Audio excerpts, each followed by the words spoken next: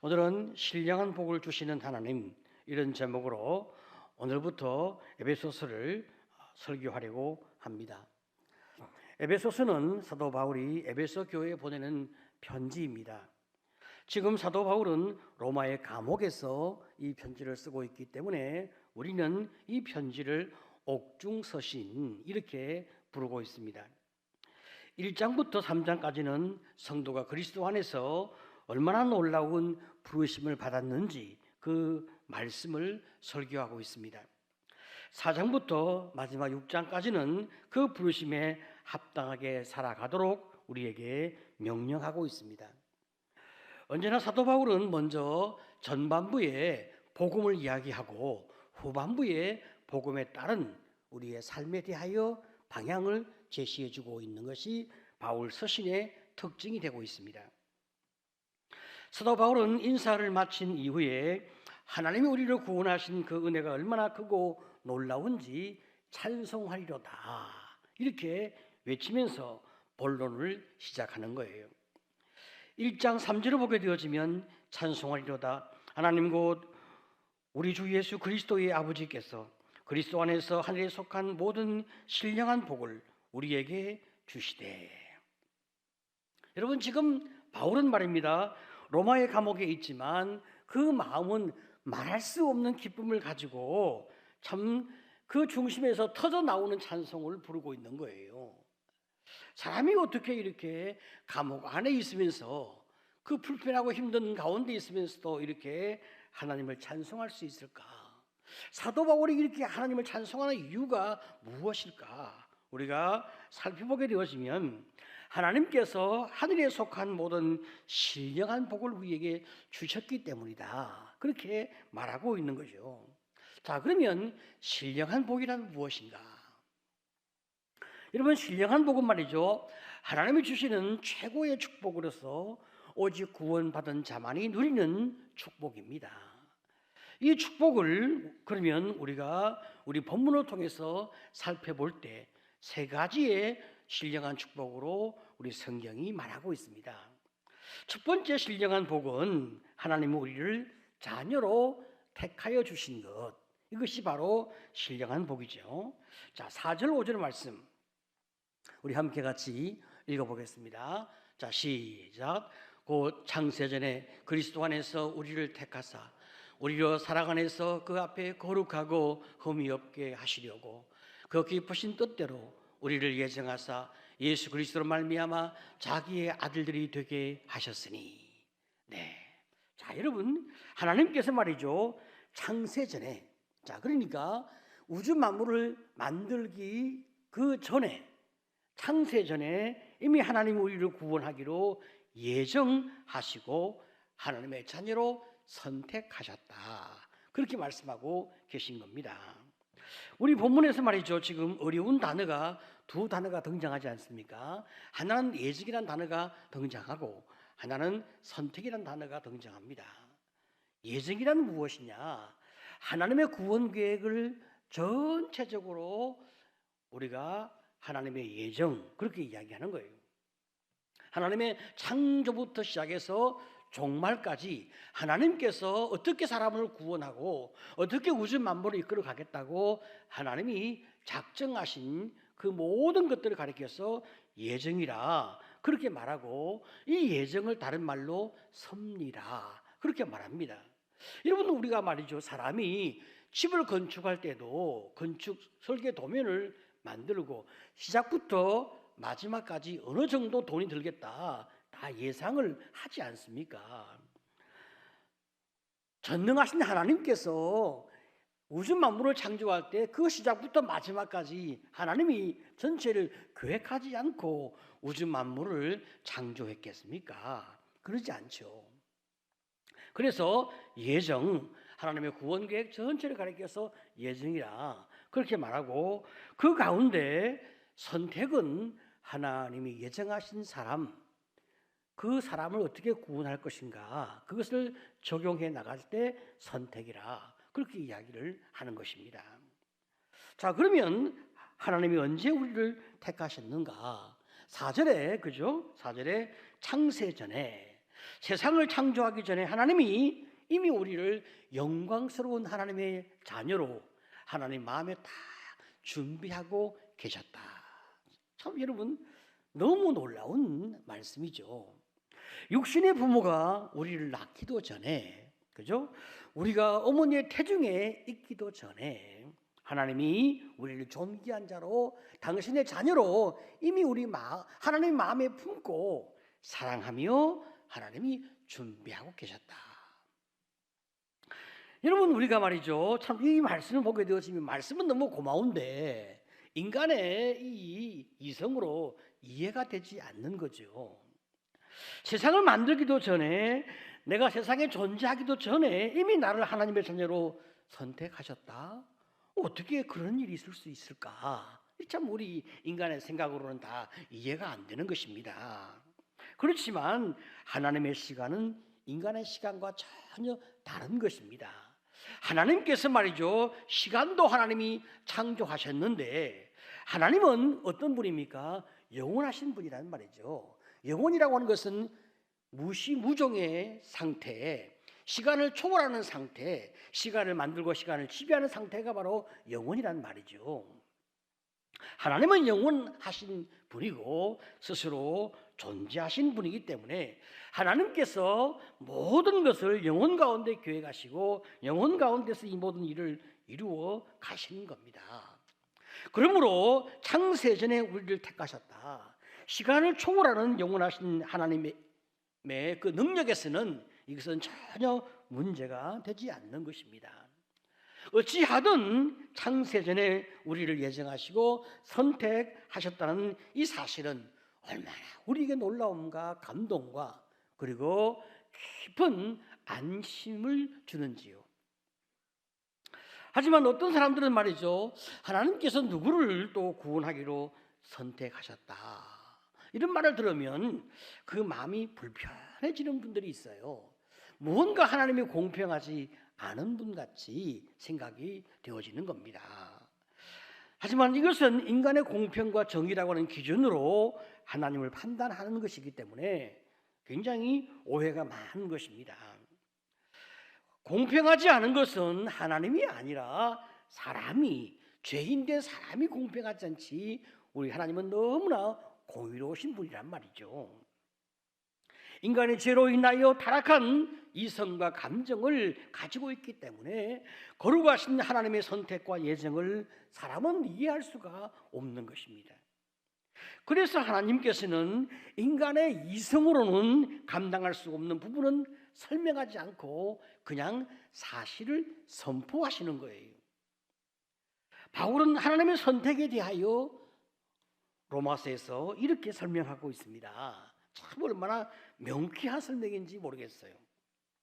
로마서 9장 20절 21절을 보게 되어지면 이 사람아 내가 누구이기에 감히 하나님께 반문하느냐, 지음을 받은 물건이 지은 자에게 어찌 나를 이같이 만들었느냐 말하겠느냐, 토기장이가 진흙 한 덩이로 하나는 귀 있을 것을 하나는 천 있을 것을 만들 권한이 없느냐. 아주 명쾌하게 설명하시는 거죠. 어린 자녀가 말입니다, 엄마 아빠가 하는 일에 대하여 자꾸 물으며 참견을 합니다. 엄마 이건 왜 이렇게 해? 저건 말이지 왜 저렇게 하면 안 돼? 자꾸 물어본단 말이죠.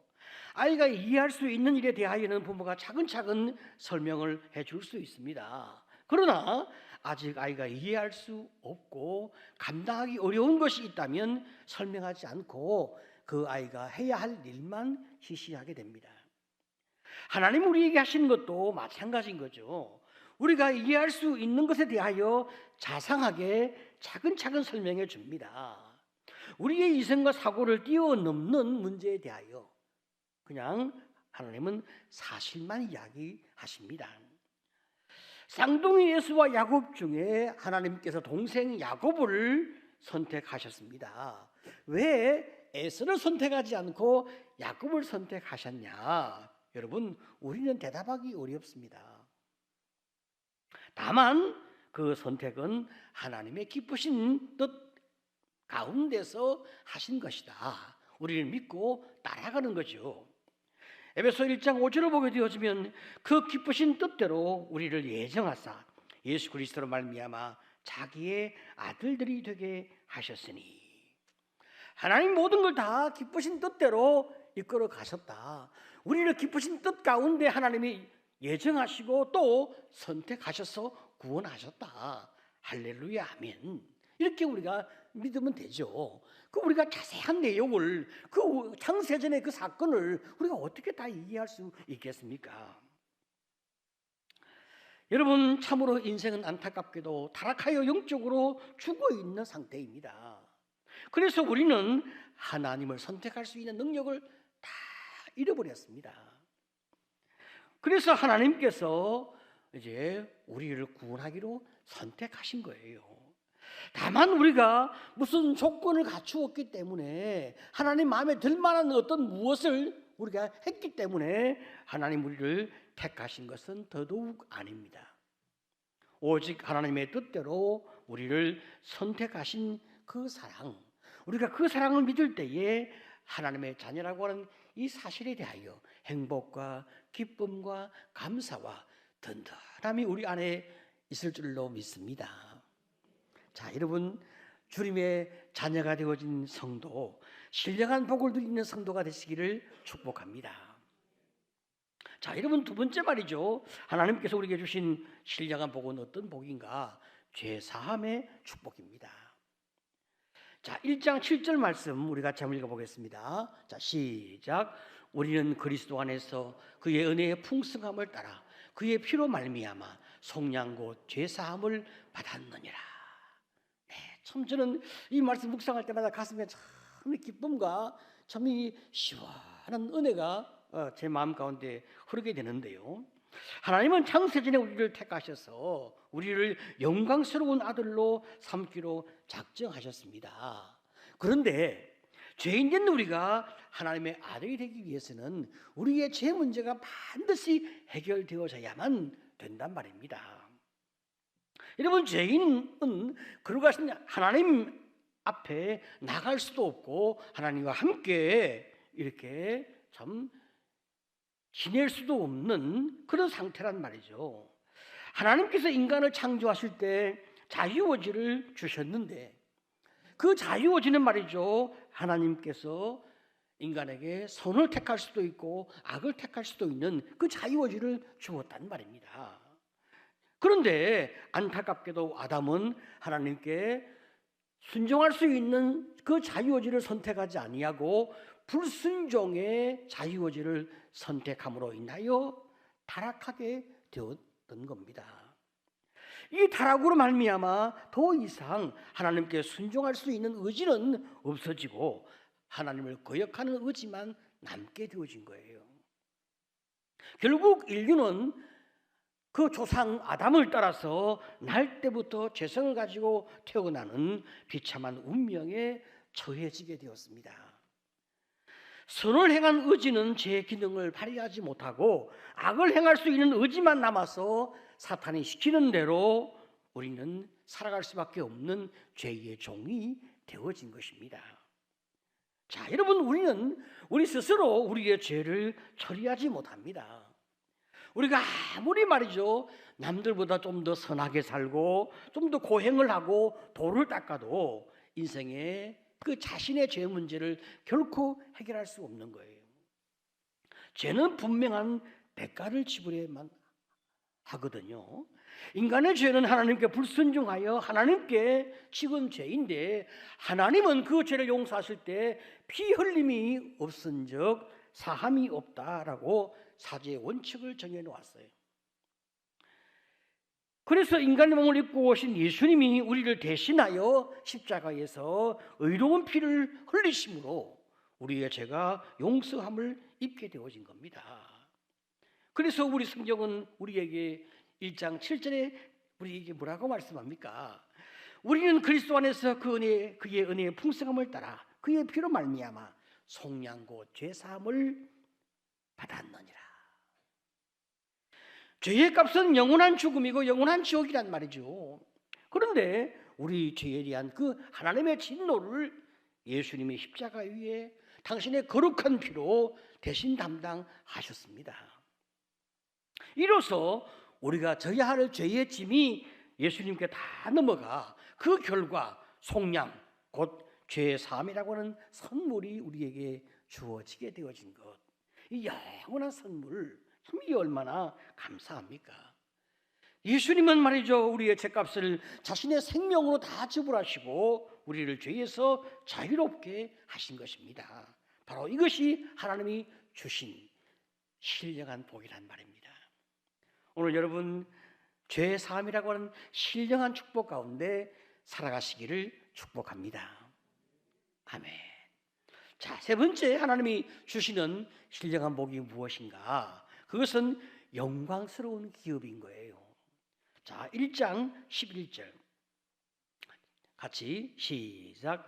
모든 일을 그의 뜻의 결정대로 일하시는 이의 계획을 따라 우리가 예정을 입어 그 안에서 기업이 되었으니. 자, 여러분 우리가 말이죠 기업이 참 되었는데, 여러분 기업이 무엇입니까? 기업이라고 하는 것은 아버지가 자녀에게 물려주는 재산 혹은 사업, 이런 것을 가리켜 기업이라 그렇게 이야기하거든요. 우리가 예수를 믿게 되어지면 우리가 받는 기업이 있는데, 그 가장 기본적 기업이 무엇이냐? 영생이라는 기업이에요. 마태복음 19장 29절에 자, 또 내 이름을 위하여 집이나 형제나 자매나 부모나 자식이나 전토를 벌인 자마다 여러 배를 받고 또 영생을 상속하리라. 예수를 믿게 되어지면 기본적으로 받는 기업이 무엇이냐? 영생을 우리가 선물로 받게 되는 거죠. 더 나아가서 하나님의 자녀는 예수와 함께 하나님의 나라를, 그 영광을 상속받는 상속자가 되거든요. 자, 로마서 8장 17절 같이 봅니다. 시작. 자녀이면 또한 상속자 곧 하나님의 상속자요 그리스도와 함께한 상속자니 우리가 그와 함께 영광을 받기 위하여 고난도 함께 받아야 할 것이니라. 그렇습니다. 우리가 하나님의 참 자녀인 동시에 하나님의 기업을 상속받을 고난을 가진 자란 말이죠. 바로 이 하나님께서 주시는 그 기업, 영생과 또 그 영광을 상속받는 이런 놀라운 참 하나님의 자녀란 말이죠. 기업을 물려받는 참 귀한 자녀란 말이죠. 자, 이런 기업을 과연 우리가 이 땅에 살면서 그 본향을 바라보며 우리가 과연 정말 기업을 받는가, 가끔 우리 마음 가운데 의심이 될 수도 있잖아요. 그때 하나님께서 의심하지 않도록 우리 마음에 보증을 또 우리에게 주신 것이 있어요. 그것이 무엇이냐? 바로 성령이란 말입니다. 에베소서 1장 13절 14절에 그 안에서 너희도 진리의 말씀 곧 너희의 구원의 복음을 듣고 그 안에서 또한 믿어 약속의 성령으로 인치심을 받았으니 이는 우리 기업의 보증이 되사. 하나님 우리에게 기업을 주신다는 그 보증, 영생의 기업과 영광의 기업과 더 나아가서 수도 없는 하나님 앞에서 얻는 모든 상급, 이 모든 것을 주신다는 그 분명한 보증으로, 약속의 보증으로 뭘 주셨다? 우리에게 성령을 주셨다. 자, 여러분, 자, 그러니까 성령이 우리 안에 계시고 우리가 참 기도하는 가운데서 하나님 바라볼 때마다, 위기를 만나서 주님 앞에 의지할 때마다 성령이 우리 마음 가운데 역사하시는 강력한 그 역사하심을 경험하고 산단 말이죠. 바로 그 성령께서 하나님의 기업의 보성으로 우리 안에 계시는 거예요. 영생과 천국과 그 영광을 상속해 주실 보성으로 하나님이 성령을 우리에게 주시니 얼마나 감사합니까? 자, 그러면 말이죠, 우리가 신령한 복을 이렇게 받기로 참 예정하고 선택되어 있으니까 우리는 아무렇게나 살아도 되는가? 그렇지 않습니다. 이미 구원받은 우리는 말이죠, 하나님의 선택하신 목적이 우리의 삶에 나타나도록 그렇게 살아야 할 책임이 있는 거예요. 바로 그 책임이 무엇이냐? 1장 12절. 자, 시작. 이는 우리가 그리스도 안에서 전부터 바라던 그의 영광의 찬송이 되게 하려 하심이라. 네, 그렇습니다. 하나님 우리에게 신령한 복을 주신 이유는 하나님의 영광을 우리가 찬송할 수 있도록 하나님 우리에게 신령한 복을 주신 거란 말이죠. 하나님이 우리에게 주신 그 구원을 찬송하고 죄사함을 찬송하고 영원한 기업을 주신 그 하나님 앞에서 그 은혜를 찬송하고 그 자신만만함과 담대함과 그 놀라운 축복의 삶을 우리가 찬송하는 거예요. 지금 우리가 여기에 살지만 우리는 본향을 바라보고 우리는 영광의 기업을 이미 상속받은 사람으로서 보증까지 받았으니까 담대하게 우리는 자신만만하게 우리의 인생길을 걸어갈 수 있는 그런 사람이 바로 그리스도인이란 말이죠. 그러니 얼마나 우리가 여러분 기쁨과 즐거움이 있겠습니까? 그래서 우리의 삶은 찬송하는 삶이 되는 거예요.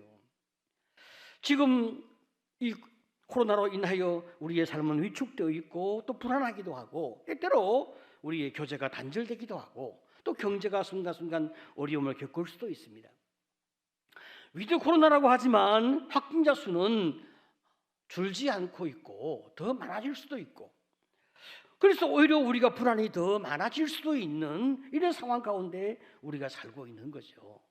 자, 여러분 이런 어려움 가운데서 신령한 복을 받는 우리는 어떻게 살아야 하는가? 이미 우리는 말이죠, 신령한 복을 받은 사람으로서 보상까지 분명히 얻은 사람으로서 천국의 영광, 미래의 기업을 지금 여기에서 맛을 보고 살아가는 사람으로서 하나님 앞에서 구원을 받고 제 용서를 받고 영광스러움을 경험하면서 맛을 보면서 우리는 미래의 승리를 현재 우리는 체험하며 살고 있잖아요. 그러니까 우리는 두려워할 필요가 없는 인생을 살고 있는 거예요. 혹시 우리 삶 가운데 어려움이 온다 할지라도 그 결과는 승리이고 결과는 해피엔딩으로 끝나게 된다. 이것이 우리가 보장받고 있는 결과입니다. 그러면 우리가 이 코로나 역시 두려워할 필요가 없단 말이죠. 위축되지 말고 참 우리가 당당하게 믿음으로 이 문제를 극복할 수가 있는 것입니다. 현재 성령께서 우리와 동행하시며 우리를 보호하시기 때문에 그렇단 말이죠. 그러면 하나님께서 우리를 축복하시고 붙들어 주시니까 우리는 코로나에 전혀 걸리지 않을 수 있는가? 그렇지는 않습니다. 누구나 코로나에 감염될 수 있어요. 그렇지만 성령께서 이겨낼 수 있는 힘을 주신다. 믿으시기를 축복합니다. 네, 그러니까 두려워하지 않는 거예요. 더 나아가서 많은 사람이 백신 접종을 또 했기 때문에 좀 걸린다 해도 중증으로 갈 일은 없고 또 나 때문에 다른 사람이 피해를 보지 않을까 걱정하는 분이 있고 또 교회에 와서 좀 내가 남에게 민폐를 끼치지 않을까 걱정하는 분이 있습니다. 여러분 위드 코로나 우리가 어디에서도 감염될 수 있고 어디에서도 이 감염을 우리가 옮길 수도 있습니다.